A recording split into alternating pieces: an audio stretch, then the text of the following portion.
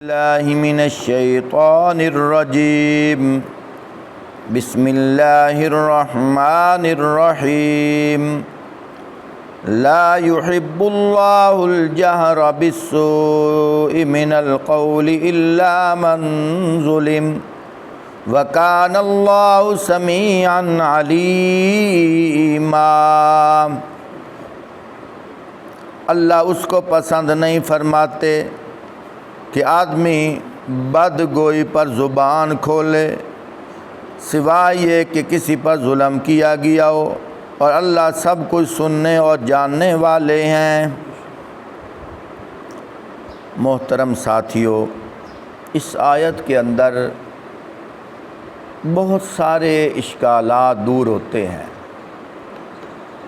پہلی بات تو یہ ہے، اس آیت سے کیا مراد ہے؟ حدیث پاک کے اندر آتا ہے، آپ صلی اللہ علیہ وآلہ وسلم نے ارشاد فرمایا، الغیبۃ اشد من الزنا۔ غیبت جو ہے وہ زنا سے بھی سخت ہے، یعنی جو زنا والا عمل ہے بہت برا عمل ہے، بہت برا عمل ہے، لیکن غیبت اس سے بھی برا عمل ہے۔ ایک جگہ آتا ہے، جو آدمی کسی کی غیبت کرے، فرمایا جس کی غیبت کی جا رہی ہے اس کے ساری نیکیاں غیبت کرنے والے کی طرف آ جاتی ہیں، اور جو غیبت کر رہا ہوتا ہے اس کے سارے گناہ اس کی طرف جا رہے ہوتے ہیں۔ لیکن اس آیت کے اندر اللہ پاک ایک اور بات ارشاد فرما رہے ہیں۔ کیا مطلب؟ غیبت ہے تو حرام، کچھ ایسے حضرات بھی ہیں جن کے ساتھ ظلم ہو جاتا ہے، زیادتی ہو جاتی ہے، اور وہ لوگوں کو زیادتی کرنے والے کی برائی بیان کر رہے ہوتے ہیں۔ اللہ پاک یہاں منفی فرما رہے ہیں کہ یہ غیبت نہیں ہے۔ پہلے میں غیبت کی مختصر تشریح کرتا ہوں کہ غیبت کہتے کس کو ہیں۔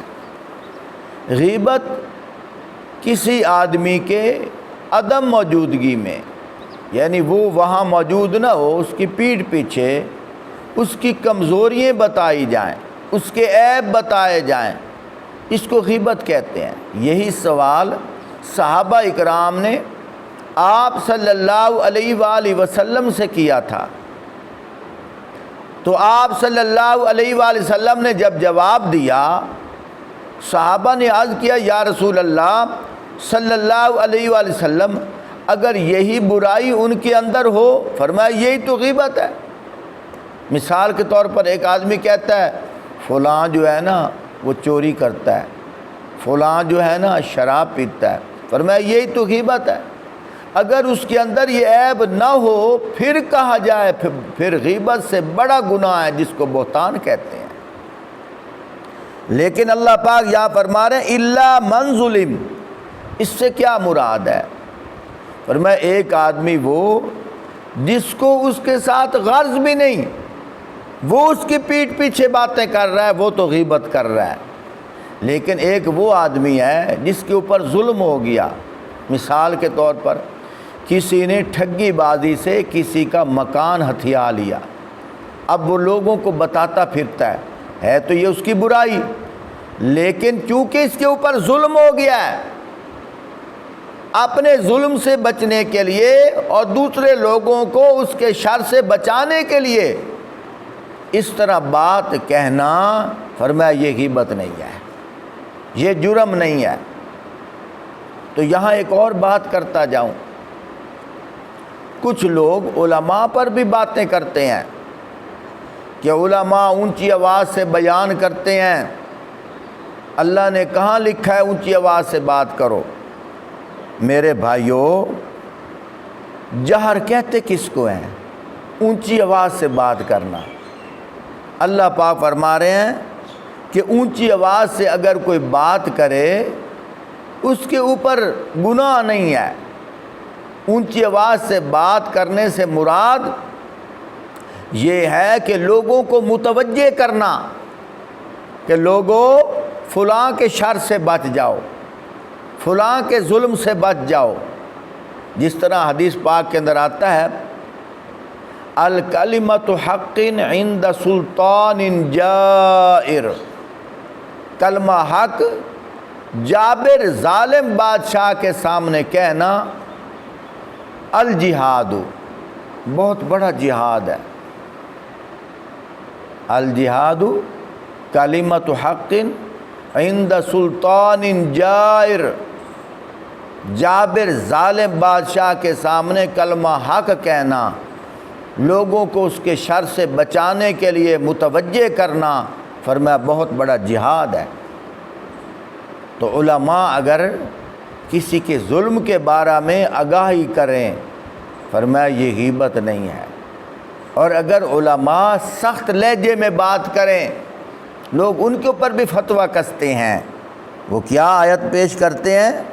وہ کہتے ہیں دیکھو جی، موسیٰ علیہ السلام اللہ کے نبی تھے، اور اللہ پاک نے جب ان کی تشکیل فرمائی تھی تو اللہ پاک نے موسیٰ علیہ السلام سے فرمایا تھا کہ فَقُولَا لَهُ قَوْلًا لَّيِّنًا لَعَلَّهُ يَتَذَكَّرُ أَوْ يَخْشَىٰ، کہ اس سے نرمی کے ساتھ بات کرنا۔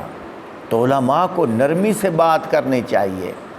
پیارے بھائیوں، بات اسی طرح ہے، اگر یہ واقعہ حضرت موسیٰ علیہ السلام کا نظر آتا ہے کہ اللہ پاک فرما رہے ہیں نرمی سے بات کرنا، تو یہ واقعہ کیوں نہیں نظر آ رہا کہ حضرت نوح علیہ السلام جب اللہ پاک سے دعا کر رہے ہیں تو اللہ پاک سے کیا کہہ رہے ہیں؟ قال رب انی دعوت قومی لیلا ونہارا، سورۃ نوح ہے، آیت نمبر 5 ہے۔ اے میرے رب، انی دعوت قومی، میں نے اپنی قوم کو دعوت دی ہے، لیلا ونہارا، رات کو بھی سمجھایا ہے، دن کو بھی سمجھایا ہے۔ فلم یزدہم دعائی الا فرارا، آگے سے کیا فرمایا؟ فرمایا اے میرے اللہ، لیکن میری قوم کے لوگ کیسے تھے؟ مگر میری پکار نے ان کو فراری میں اضافہ کیا، یعنی میری بات سن کر وہ بھاگ جاتے تھے۔ آگے کیا فرمایا؟ وَإِنِّي كُلَّمَا دَعَوْتُهُمْ لِتَغْفِرَ لَهُمْ جَعَلُوا أَصَابِعَهُمْ فِي آذَانِهِمْ وَاسْتَغْشَوْا ثِيَابَهُمْ وَأَصَرُّوا وَاسْتَكْبَرُوا اسْتِكْبَارًا، فرمایا جب بھی میں نے ان کو بلایا تاکہ انہیں اللہ معاف کر دے، انہوں نے کانوں میں انگلیاں ڈال لیں اور اپنے کپڑوں سے منہ ڈھانک لیے اور اپنی روش پر اڑ گئے، کیا مطلب تکبر کرنے لگے۔ پھر آگے کیا فرمایا؟ ثم انی دعوتہم جہارا،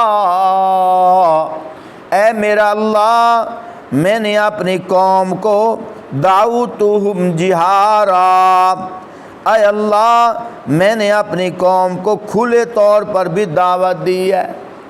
ایک بات ہوتی ہے سری، سری کا مطلب ہے پوشیدہ، آہستہ، جہر کا مطلب ہے اونچی آواز سے۔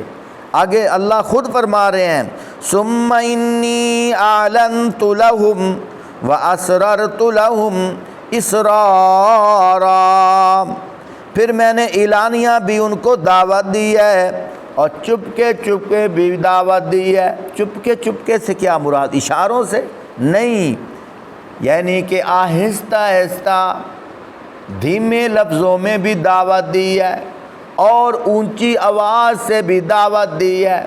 معلوم یہ ہوا نرم لہجے میں بات کرنا بھی انبیاء کا طریقہ ہے، اور اونچی آواز سے گرج کر بات کرنا بھی انبیاء کا طریقہ ہے۔ کیا مطلب؟ اگر لوگوں کو اس بات سے فکر دلائی جائے کہ جہنم سے بچ جاؤ، ڈر جاؤ، نرم لہجے میں بات کی جائے جس طرح ہمارے تبلیغی بھائی کرتے ہیں، وہ بھی طریقہ ٹھیک ہے، لیکن اگر کوئی ضد پر آ جائے، تکبر کرے، اکڑ میں آ جائے، فرمایا اس کے لیے سختی سے بات کرنا بھی انبیاء کا طریقہ ہے۔ ہاں مگر ایک بات ہے، جو حضرات کہتے ہیں کہ اللہ کے نبی ہر جگہ حاضر ناظر ہیں، ان کے لیے تو اللہ پاک فرما رہے ہیں کہ نبی کے ہوتے ہوئے اونچی آواز سے بات نہیں کرنی۔ ایک بڑی عجیب بات کرنے لگا ہوں، میں حوالہ دیتا ہوں، سورۃ الحجرات آیت نمبر 2، اللہ پاک خود فرماتے ہیں، یا ایھا الذین آمنوا لا ترفعوا اصواتکم فوق صوت النبی ولا تجہروا له بالقول کجہر بعضکم لبعض ان تحبط اعمالکم وانتم لا تشعرون۔ اے لوگو جو ایمان لائے ہو، اپنی آواز نبی کی آواز سے بلند نہ کرنا، وگرنہ کیا ہو جائے گا؟ فرمایا اگر نبی کی آواز کے ساتھ اونچی آواز سے بات کرو گے، یعنی نبی کے ہوتے ہوئے اگر تم اونچی آواز سے بات کرو گے جس طرح تم آپس میں ایک دوسرے سے باتیں کرتے ہو، فرمایا پھر کیا ہوگا؟ کہیں ایسا نہ ہو کہ تمہارے سارے عمل خراب ہو جائیں، ختم ہو جائیں، اور تمہیں شعور بھی نہ ہو۔ میں ان لوگوں کو متنبہ کرنا چاہتا ہوں جن حضرات کا عقیدہ ہے کہ حضور یہاں پر بھی ہیں، ملتان میں بھی ہیں، کراچی میں، ہر جگہ حاضر ناظر ہیں، تو اللہ پاک فرما رہے ہیں جہاں نبی ہو وہاں اونچی آواز سے بات نہیں کرنی۔ ہم پہ سوال ہو سکتا ہے پھر تم اونچا کیوں بولتے ہو؟ ارے بھائی ہمارا تو عقیدہ ہے کہ حضور مدینے میں ہے، حضور، ہاں جب ہم مدینے جاتے ہیں، روزہ اقدس پہ حاضری دیتے ہیں، ہم وہاں آہستہ بات کرتے ہیں، ہماری کیا مجال کہ اونچی آواز سے بات کریں۔ لیکن جو کہتے ہیں نبی ہر جگہ ہیں، جو یہ کہتے ہوئے علماء پھر سٹیج پہ اونچا اونچا بولتے ہیں، عوام کو چاہیے ان علماء کو نیچے اتاریں، ان کو کہے کہ ادھر سے کہتے ہو حضور موجود ہیں، پھر حضور کے ہوتے ہوئے اونچا بول رہے ہو، خبردار آہستہ بولو نہیں تو تمہارے عمل ضائع ہو جائیں گے۔ اللہ ہمیں سمجھنے کی توفیق عطا فرمائے۔